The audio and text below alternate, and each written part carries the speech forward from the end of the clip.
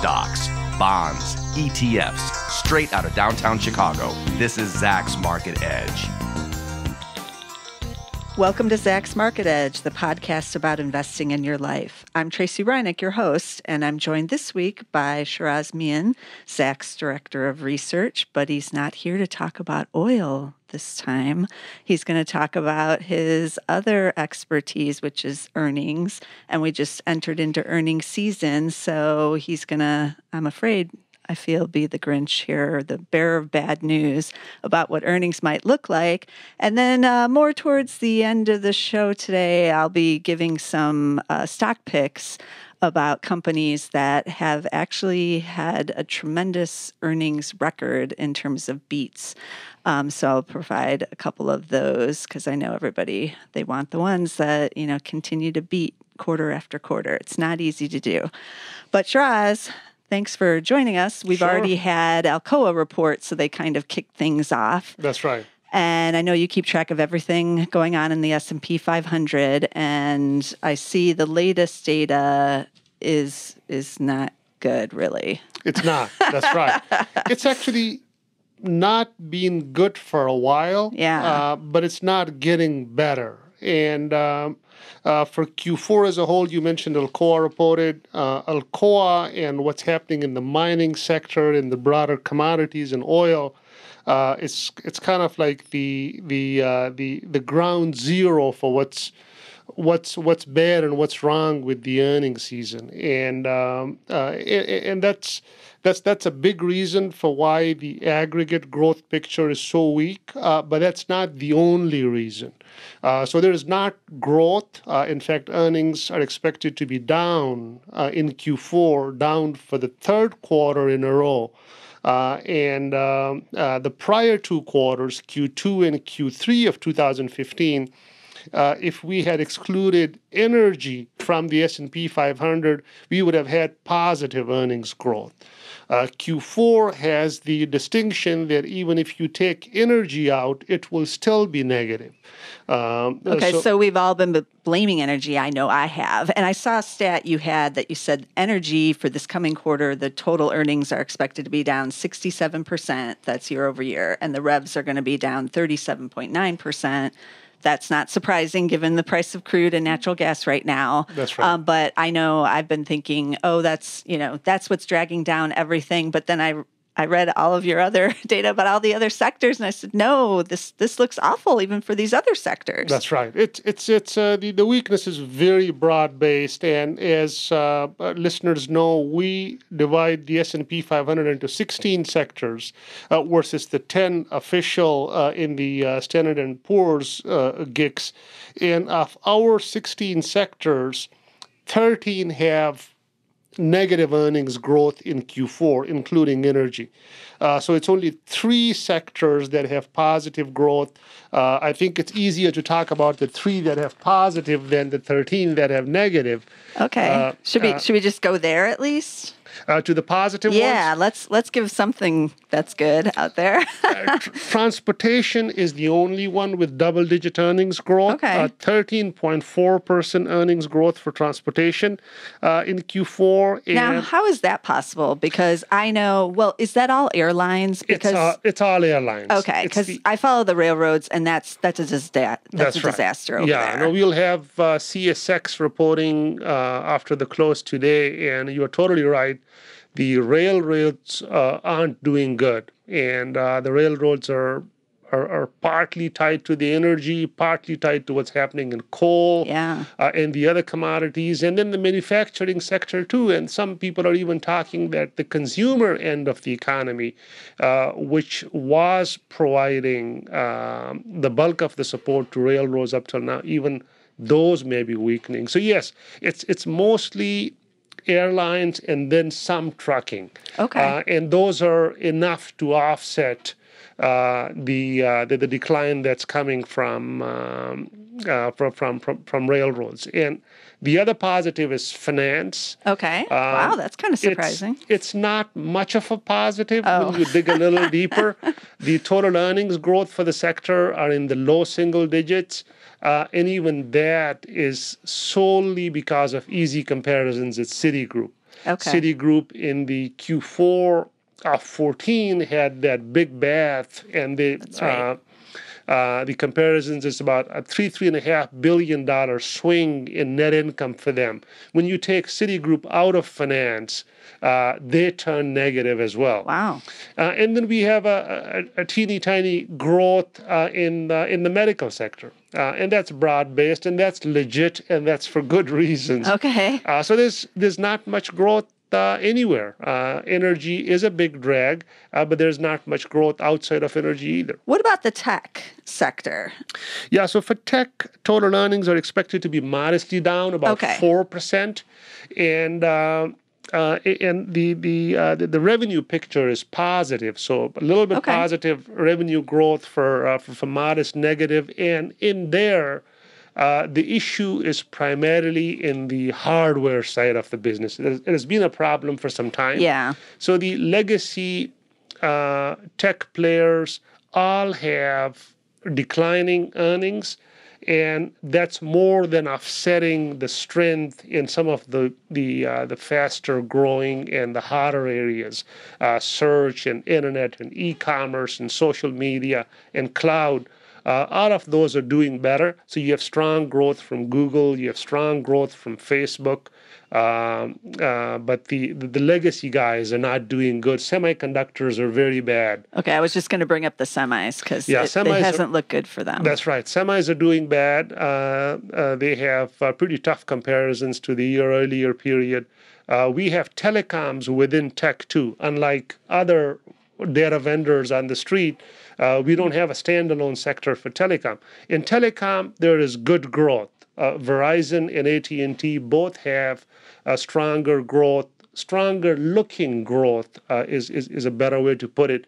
Verizon has legit growth. AT&T, they acquired, I believe, Dish or who they acquired. Yeah. And I think it's the combined company versus the standalone company, which is giving you this illusion of growth. Right. But even with all of those cross currents, tech is down. Okay. Well, that's definitely not a good sign right there, because that's everybody's favorite sector. That's right. It seems. Okay. I also saw that. Going back to the declining area, I know that's like kind of depressing to do. That's like everything. It is, but I was surprised you have 4 other sectors that are going to see double-digit earnings decline. That's right. And one of them I was surprised because aerospace is in there. Aerospace is a small sector, and then within the broader S&P 500 context, one or two companies, tough comparisons could tilt the sector one way or the other. So it's not really as representative of the earnings weakness as we see elsewhere. I think if you have to have runners up in other contenders for the top slot in the weak group, there'll be industrials and basic materials. Yeah. And Alcoa had like 3-4 cents after you exclude everything bad from their results, and that compared to like 30-35 cents in the year earlier period. And that's kind of what it is for all the mining and for all the other chemicals and for everybody else. Right. So basic materials earnings are expected to be down 30.3%. And industrials earnings are expected to be down 23%. Are we expecting this to be kind of the bottom for like those really beaten down sectors? Is this like Q4 going to be, or I mean, obviously no one knows, but is this going to be the worst of the earnings contraction for these kinds of companies? Yes, the comparisons start getting better as we move into 2016. Now, the problem is that some of the negative momentum that we had been talking about and we thought had bottomed out have kind of come back with full force. So, so the commodity price issues, the oil issue, oil surprisingly is down like 10-15% in the new year. I know. I just saw a stat that was a little scary that said the commodities index, that's all the commodities. That's right. It was created in 1991, and it's now at the all-time low from 1991. So that includes the fertilizers and all the metals and, coffee and all this other stuff. Yep. That seems pretty extreme. Yeah, no, so the momentum that we have been seeing in 2015 and that many of us were hoping that if for no other reason, just the pure arithmetic comparison of the base year 15 versus the comparison in those would start looking better at least, and that's not happening. In fact, what's happening in the last few weeks is that pretty much the entire growth that was expected in the first half of 2016 is effectively evaporating. Is that's overall, or that's just in those overall, commodities? Overall. Okay. Yes. So already we're seeing people turn negative. So it's not just these commodities and economically sensitive sectors, even others like technology and financials, those are suffering negative revisions too. There have been questions about Apple. Right. People are questioning whether the shipments and all their outlook for the iPhones will hold or not. And within the financials, which is one of the bigger chunks in the S&P 500, the Fed has raised, but the 10-year Treasury is not budging. No. And the yield curve is flattening, and some of the hopes that folks had for net interest margins, those expectations perhaps will need to be brought down. Yeah, let's explain a little bit on how the analysts work, going into a new year, because I know you've explained it to me, and I do find it really interesting, but everybody else might not know that this is really how it is, that they're really optimistic going in, and even into a new quarter, they have these great expectations, and the estimates are usually quite high, and then start oozing down as the quarter goes on. What's happening right now, like for first quarter of the year? Obviously, we're just getting in, the initial reports, and then we're going to get guidance from these companies. Are the analysts starting off 2016, like the first quarter, as high as they have in the years past, or are they already tempering expectations? They are bringing it down, but it's still relatively high. And you're right. It's we are always optimistic, and in the analyst community in particular, if it's 1 or 2 quarters ahead, life is sunny and life is nice. Right. And for the Q4 earnings season, which we mentioned at the top, that total earnings for the S&P are expected to be down 7.4%. When we started the quarter back in October, earnings were expected to be down 1.1%. Okay, so that shows you kind of That's right. What happens. So now that we are at the start of Q1 16, earnings are expected to be down 1.5% in Q1. And they're barely in the positive for Q2. Now, as these companies report results for Q4 and discuss or outright provide guidance for the first quarter, the current period, most of those estimates will be coming down. And my assumption is, or estimate is, that by the time everything is said and done about the Q4 earnings season, the growth expectation for Q1 will be comparable to what we have for Q4 now. A decline of 6-7%. And if the negative momentum in oil and the other commodities continues, perhaps even more. Yeah. Was everyone wrong that low oil prices would actually help the global economy? Are people rethinking that now, like when they're looking at these earning reports? Obviously, these are the big multinationals, and there's also currency issues at play too. That's right.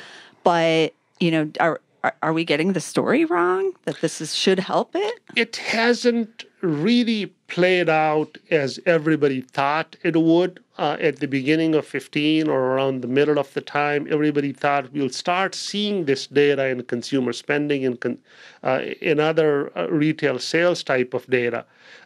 It hasn't really shown to the same extent. There is a counter argument that the spending and the retail sales picture would have been a lot worse had we not had these energy savings. So it's difficult to tell as to who is right, who is wrong. But one thing is clear, that within the context of the U.S. economy, which is net short energy, it consumes more than it produces. If we did not have the energy saving, the momentum and the robustness and the strength in the consumer economy will not have been to the extent that we saw now. Now, labor market is improving. That's giving a boost to consumer spending as well. But the real consumer spending is around 3% on an annualized quarterly basis over the last many quarters. And some people think that it is getting a decent amount of help from the savings in energy. Right. I know. If you're not putting it in your car, you want to go eat at the restaurant. That's right. Yeah. And we have, like, even on the, we have these problems with the traditional brick and mortar retailers and things like that. But the online guys are doing pretty good. Numbers have been good for That's them. right. And other operators that are consumer facing, those are pretty good. You mentioned the restaurants. They're across the board doing pretty good. So. Now, what are we expecting out of this earnings season to find out about China? I know I always look at a couple of the big companies that, like Yum Brands that does a lot of business over there. People look at Nike, but that report was really good and they saw good Chinese sales. So does it reflect anything, or are U.S. companies not big enough in the Chinese market to see if there was a recession or a slowdown? I know Starbucks just announced they're going to open up another 500 stores over there, so they're not bearish. That's right. Can we tell anything from, or are we just going to wait and see what the companies themselves say? Like if they come out and say, obviously, China's real slow, like we're getting hammered there, like Caterpillar has done, obviously, some of those. But on the consumer side in China, we haven't really heard it. That's right. I think that is the differentiation that we as analysts and investors need to start making about China. We have this tendency of looking at China in a binary kind of a framework. It's either all smoke and mirrors or it's all just bullish and extremely good. There perhaps is some truth to the narrative that the country's leadership is shifting the economy's direction from more investment and consumer and trade to investment and trade and manufacturing to consumers. Right. And you mentioned Nike and you mentioned Starbucks, and Apple is a big operator. Yeah, that's and right.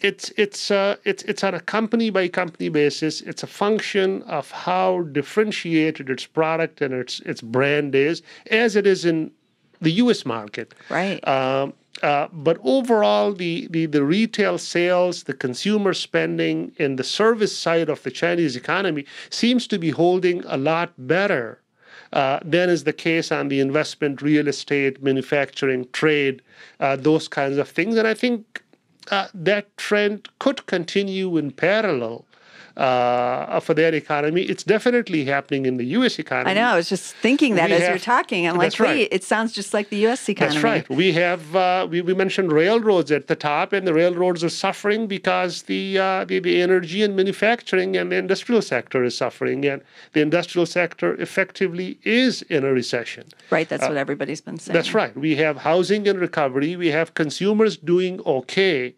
And that's kind of like the big picture theme for the U.S. Perhaps we have to create some sort of a sophisticated narrative like that about China, too. Yeah. If only we could start having more confidence in their data. Right. I mean, I think that's part of the problem. Nobody knows anything that's really going on there. I was reading this one research report, I believe from Bank of America, who went on the ground to China, and they were trying to do the smartphone the switching and all the thing with an eye on Apple, and they were saying through their survey that a big chunk of the sample, they were saying that when I decide to switch, I'm going to switch to one of Apple's products, and Huawei was a second, and Samsung was a third one. So Apple has a lot of it riding on the strength of the Chinese economy and the Chinese consumer. Starbucks has. Hershey's not doing good. Yum is not doing good. Right. And the outlook for the automotive market is kind of weakening. But they sold 21 million cars last year. I know. they're not really complaining. That's right. Not yet. Yeah, so we'll have to see, I guess. Yeah, we'll have to see. Yeah, it's the individual company's product, their service, their brand, and how it resonates with the middle, upper income, and which kind of demographic in the Chinese market they are targeting. Right. Okay, let's switch gears a little bit and get to those hot stocks, I guess. That's right. They're not necessarily hot in their share price or, you got to go look at the charts. But these 5 stocks have not missed in 5 years. So no misses. That doesn't mean, again, that, the guidance has been great every single time or anything. But I know you're going to recognize most of these names. So I'm going to lead off with General Electric. They haven't missed in 5 years. They're Zacks 3 right now. And then if you're interested in kind of what's going on in employment right now, Manpower, that ticker is MAN. They're number 3, and they have a lot of business in France, actually. At least like a quarter of their business is in France, and they're also big in the rest of Europe. So they're not just the U.S. employment market, but things have been improving in Europe. So they've seen some improving numbers over there. And then on the healthcare side, which, you were just mentioning, Sheraz, is expected to be one of the better areas this for fourth quarter. You have United Health Group, UNH. They're a number 1, and they haven't missed in 5 years. And on the retail, the consumer side, a big name everybody knows and loves and is at near all-time highs still is Home Depot. They have the perfect record as well for 5 years. They're a number 2. And then also on the consumer side, on the retail side, is Limited Brands. Their ticker is LB. They're actually number 3, but they just reported a very strong December holiday season, and they have both Victoria's Secrets and that pink line.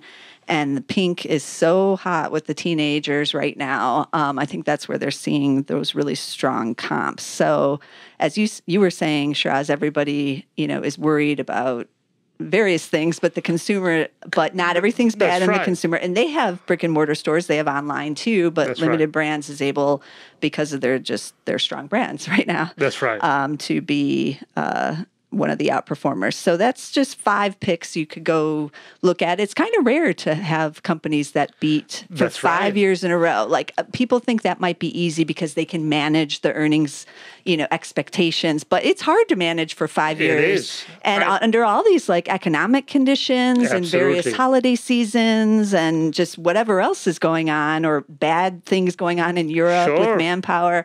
So I think it takes a lot to be beating every year like that. So I'm very surprised by you bringing in Manpower. Yeah. I had Manpower in one of the top 10 portfolios a number of years back, and I was surprised how much European leverage they had. Yeah. And there was a time when we had all of the European problems and currency issues and everything, and it's a Milwaukee-based company. I know. But it's pretty big in and all these others are blue chips. Yeah. GE has been dragged down by the energy thing a little bit. Yeah. But their aviation division is doing pretty good. Yeah. They've got rid of finance, so they've become a pure play industrial now. Yeah. And HD is Home Depot is a very well-run company. Yeah. And they've been killing it as the housing has recovered and people want to put in new kitchens again. And absolutely. Again, the consumer wants to spend money and is spending in some of these select areas. So. Absolutely.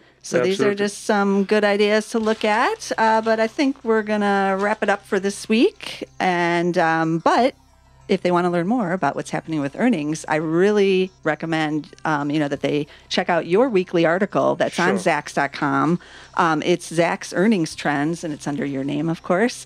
And you can get updates on what's happening with all the companies reporting in the S&P 500 and how the actual earnings that are coming in are changing every week from Sheraz there. And you can just check out whatever other articles, because we will have others on the earnings reports and everything else going on with earnings on Zacks.com. And don't forget, you can also subscribe to the Zacks Market Edge podcast on SoundCloud.com and also on iTunes. So you can find us everywhere these days. But earnings is our big time, and I'm always excited when we get earnings season, even with this kind of bad data. But we'll be covering some more on earnings here on the podcast and on the website. Until next week.